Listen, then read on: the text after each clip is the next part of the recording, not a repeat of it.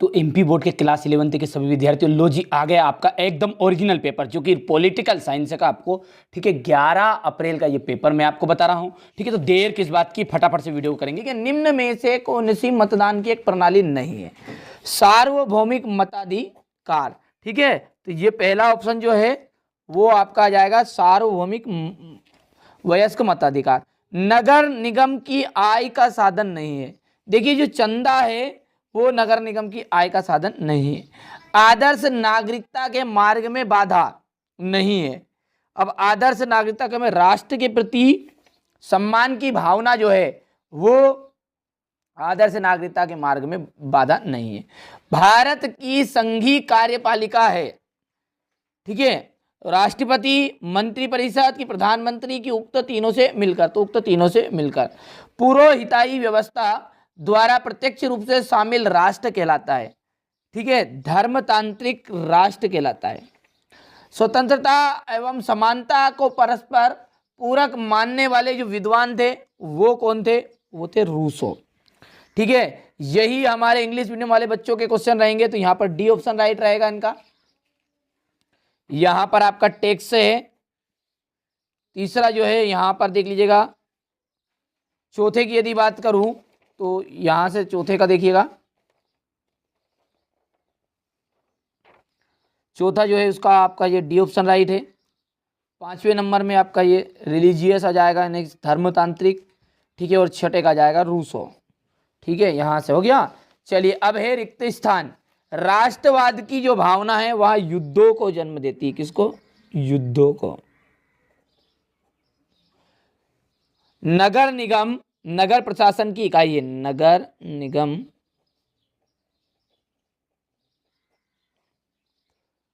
अंतिम रूप से पारित भारतीय संविधान पर 284 सदस्यों ने हस्ताक्षर किए थे। ठीक है, रिक्त स्थान का आशय ऐसी नागरिकता से है जो राष्ट्रों के द्वारा मान्य हो। तो विश्व नागरिकता, तो यहां पर लिख देते हैं हम इसे विश्व नागरिकता। मध्यकालीन यूरोप में पोप की राज्य सत्ता वाले राष्ट्र रिक्त स्थान थे 5 लाख। वर्तमान, सॉरी यहां पर ये देखिए 5 लाख, ये गलत हो गया है। ये राष्ट्रपति, वर्तमान में राष्ट्रपति का वेतन है 5 लाख रुपये। और मध्यकालीन यूरोप में पोप की राज्य सत्ता वाले राष्ट्र, ठीक है, धर्मतांत्रिक, यहां पर जाएगा धर्मतांत्रिक।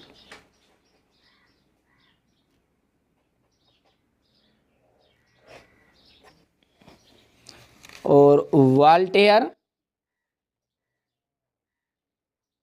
ने व्यक्तियों को प्राकृतिक रूप से समान माना है। ठीक है, ये हो गया, स्क्रीनशॉट ले लेना। ठीक है, इसके बाद में यहाँ से ये देखिएगा दूसरा है, अच्छी मेहनत कर लीजिएगा। ठीक है, यही प्रश्न आएंगे। चलिए हो गया। इसके बाद में सही जोड़ी। ठीक है, यहाँ से देखिएगा सही जोड़ी। भारतीय संविधान जो है, ठीक है, भारतीय संविधान 26 नवंबर 1949, ये आपका पहला रहेगा। लोकसभा को भंग करने का जो अधिकार है वो राष्ट्रपति को है, लेकिन प्रधानमंत्री की सलाह पर है। संघीय सूची, इसका जाएगा 97 विषय। राजनीतिक समानता, वयस्क मताधिकार, मातृभाषा में शिक्षा पाने का अधिकार। ठीक है, ये आप सभी को सांस्कृतिक अधिकार है, तो ये 5वां है आपका। और ऑस्ट्रेलिया एवं हंगरी साम्राज्यों का विघटन, राष्ट्रवादी धारणा, ये 6ठा हो गया। ठीक है, यहाँ से बढ़िया से देखिए, स्क्रीनशॉट लीजिएगा। हो गया इतना। फिर इसके बाद में यहाँ पर हम लिख देते हैं, ये 3 है, सॉरी 3, 6, 5, 1, 4 और ये आपका 2 है। हो गया। चलिए इसके बाद में है एक वाक्य में उत्तर। मानव अधिकारों का सार्वभौमिक घोषणा पत्र कब जारी हुआ? 1948 में हुआ। प्रथम राजनीतिक वैज्ञानिक किस विद्वान को माना जाता है? नेसिया तथा नेट्स को। सॉरी, प्रथम राजनीतिक विद्वान किसको माना जाता है? अरस्तु को। और नेशन जो शब्द किन दो शब्दों से मिलकर बना है, तो नेसिया तथा नेट्स। संसद की किन्हीं दो समितियों के नाम बताइए, तो लोक लेखा प्रकलन समिति, ठीक है, तो यहाँ पर लिख देता हूँ पहले मैं। चलिए, तो यहाँ पर मैंने लिख दिया है ये, ठीक है, लोक लेखा समिति तथा प्रकलन समिति हो गया। पांचवे की बात करो तो इसमें देखिए यहाँ पर लिख दिया, थोड़ी सी जगह कम पड़ रही थी तो यहाँ पर हो गया, ये पांचवे का स्क्रीनशॉट ले लेना, ठीक है। इसके बाद में ये यहाँ से, ठीक है, ये आपका छठा बहुधर्मी आ जाएगा, साथ में 26 जनवरी 1950 आ जाएगा, यहाँ से बढ़िया से स्क्रीनशॉट ले लेना है, ठीक है। इसके बाद में यदि हम बात करें यहाँ से, ठीक है, ये इंग्लिश मीडियम वाले बच्चे लेंगे बढ़िया से स्क्रीनशॉट, यहाँ से हो गया। अब है आपके सत्य और असत्य। सत्य और असत्य की यदि बात करें तो पहला जो है आपका वो असत्य रहेगा, दूसरा आपका सत्य है, तीसरा असत्य, चौथा ये भी असत्य रहेगा, पांचवा सत्य रहेगा, छठा आपका असत्य रहने वाला है, ठीक है। ये हो गया आपका सत्य सत्य है, ठीक है। ट्रू फॉल्स की यदि बात करें तो यहाँ पर पहला आपका फॉल्स है, दूसरा ट्रू हो गया, तीसरा फॉल्स है, चौथा फॉल्स है, पांचवा जो है ट्रू है, छठा जो है वो फॉल्स रहेगा, ठीक है। ये हो गया। चलिए, क्रिप्स मिशन क्या है, ठीक है, इसका बहुत ही जल्दी सॉल्यूशन दूंगा मैं। संविधान की दो परिभाषाएं लिखनी है, भारतीय चुनाव प्रणाली के दोष लिखने हैं, वयस्क मताधिकार, सार्वजनिक वयस्क मताधिकार से आप क्या समझते हैं, हो गया ये। इसके बाद में ये यहाँ से देखिए क्वेश्चन नंबर 8 है, हो गया। तो चलिए यहाँ से आप बढ़िया से देखिए, पहला जो प्रश्न है वो है क्रिप्स मिशन क्या है। पूरा सॉल्यूशन मैं आपको प्रोवाइड करा रहा हूँ, ठीक है, आपको बिल्कुल संकोच नहीं करना। राजनीति शास्त्र का ये पेपर है, पॉलिटिकल साइंस का, जो 11 अप्रैल के दिन आपको देखने को मिलेगा, ठीक है। आप तो केवल अच्छी मेहनत करके इन्हें याद कर लीजिए, यही प्रश्न आपके आ रहे हैं, ठीक है। यहाँ से देखिएगा, इसके बाद में ये, ठीक है, ले लिए स्क्रीनशॉट, लेते जाओ तुरंत। राजनीतिक सिद्धांत के निर्माण की कोई दो समस्याएं बताइए।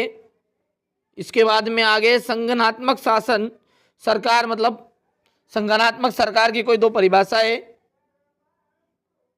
प्रांतीय स्वायत्तता से क्या से है। व्यक्ति हेतु राजनीतिक स्वतंत्रता का क्या महत्व है, हो गया ये। इसके बाद में स्वतंत्रता के लिए प्रतिबंधों की आवश्यकता क्यों है। समानता की धारणा में क्या निहितार्थ है। इसके बाद में देखिए, समानता की धारणा में सबसे बड़ा विरोधाभास क्या है। सामाजिक न्याय के कोई दो प्रकार लिखिए। नागरिकों को सामाजिक न्याय प्रदान करने हेतु भारतीय राज्य सरकार द्वारा उठाए गए कदम लिखिए। नागरिकता का अर्थ एवं परिभाषा बताइए, ठीक है, हो गया इतना। चलिए, इसके बाद में ये संविधान की कोई दो परिभाषाएं बताइए। क्षेत्रीय एवं कार्यात्मक प्रतिनिधित्व के में कोई दो अंतर। राजनीतिक सिद्धांत क्या है, ये आपका सेट बी है, ठीक है। आपको अच्छी मेहनत करना है। 4 पेपर बताए हैं, सारे जिलों में यही 4 पेपर आने वाले हैं, बस इनमें से कोई सा भी एक पेपर आपके जिले में आ जाएगा, ठीक है। चलिए अगला देखते हैं, 5 आदर्शवादी विचारकों के नाम। स्वतंत्रता के किन्हीं दो प्रकारों का वर्णन करना है।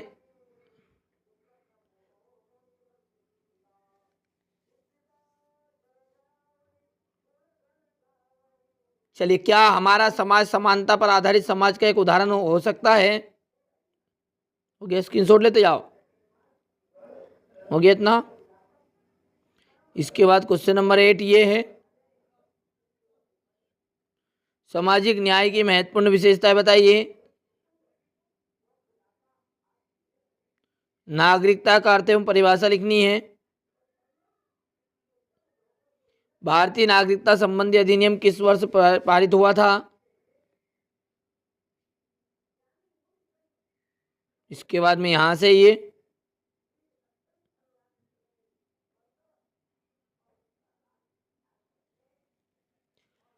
चुनाव सुधार की समीक्षा कीजिए।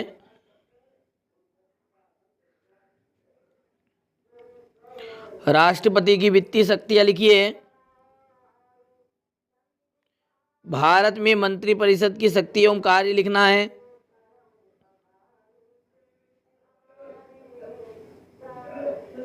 ठीक है, चलिए इसके बाद में जनपद पंचायत के कार्य, जिला जनपद पंचायत के कोई 4 मुख्य कार्य बताने हैं।